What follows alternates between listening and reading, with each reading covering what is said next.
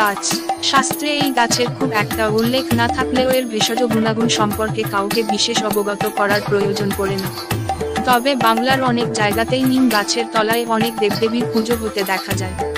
কিন্তু কাটোয়াতে আছে এমন এক নিম গাছ, যেই গাছটিকেই দেবী কালী হিসাবে পুজো করা হয়। ভক্তরা তার নাম রেখেছেন ঝুঁকোকালী। কথিত, বহু প্রাচীন এই নিম গাছটির পুজো শুরু হয়েছিল বর্গী বাহিনী বা ডাকাতদের হাতেই।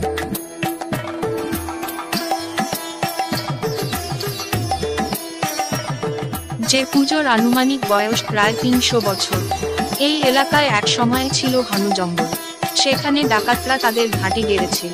শোনা যায়, সেই সময়ে এই নিমগাছের তলায় দস্যুরাই মা কালীকে প্রতিষ্ঠা করেছিল।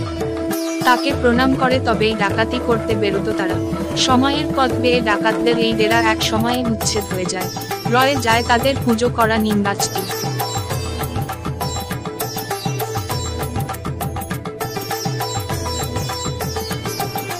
পরে স্থানীয়রা সন্ধান পেয়ে এই গাছকে ঘিরেই শুরু করেন শক্তির আরাধনা। নিম গাছটিকেই কালী হিসাবে পুজো করতে থাকেন তারা, যা স্থানীয়দের কাছে ঝুঁকোকালী নামেই পরিচিত হয়ে ওঠে। এখানে ১২ মাস পুজোর রীতি রয়েছে। তবে কালী পুজোর দিন এখানে ভক্তদের বিশেষ সমাগম হয়।